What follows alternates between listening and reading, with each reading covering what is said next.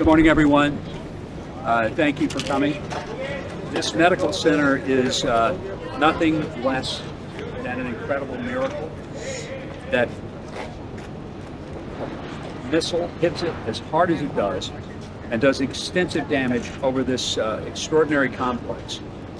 And casualties almost non-existent. What could have been an absolutely catastrophic event. What is no less than a miracle is that the damage that is done did not deter this hospital and its staff from continuing to take care of an extraordinary over 1,000 patients. The brilliance of moving them prior to the missile coming, getting them out of a building that would have been the result of hundreds, perhaps, of deaths had they been in the facility that they were in one day before the incident. It's also a reminder that when the Iranians targeted various places in Israel, they targeted places like the most significant medical center in all of the southern part of the country. A medical center that not only takes care of Israelis and Jews, but takes care of Palestinians and many Muslims as well. It is a reminder that there was no sense of making this only about military targets. It was intended to inflict damage as much as possible for civilian targets. As we reflect upon the past 2 weeks, I think it's nothing short of a miracle that in the entire nation of Israel, there were 29 deaths. There could have been thousands. There were 1,200 injuries. There could have been tens of thousands. The damage is extensive, over $2 billion.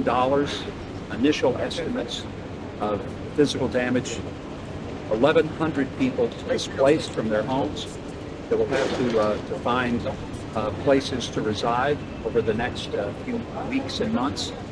But we're standing in the middle of what is really no less than a miracle. And it may be because the staff of this hospital, one of Israel's most outstanding hospitals, a place with a level 1 trauma center, prepared themselves for what could have been, what should never have been, but ended up what was. And the result is, even to this day, as we walk through, we see patients being cared for in ways that are pretty remarkable, in the most difficult and challenging of circumstances.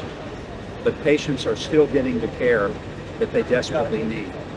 And I want to just pay tribute to Dr. Shlomi Kadesh and the incredible team of physicians, nurses, technicians, clerical workers who were here and who did incredible work, first in protecting the patients prior to the missile attack, and then following the missile attack, clearing out as much of the damage as possible so that they can start the process of rebuilding this very necessary medical center for all of the South, serving 1 million people in this area. And it is an extraordinary. I'd like to ask Dr. Shlomi Kadesh, who is the Director General here at Soroka, to share some observations and thoughts. And Doctor, it has been a pleasure to tour the hospital with you today and see the remarkable work that people do. Thank you. I will be brief. I would like to thank, as ambassador, and through him, the U.S. government and President Trump for supporting us through this time. As you can see, this was a barbarous, heinous attack on healthcare, on the Negev, on its people.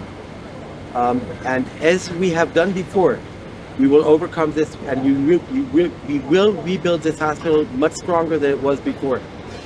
It will take a lot of work. It will probably take a few years, but it will take more than an Iranian missile to stop us. Thank you very much for coming by and supporting us.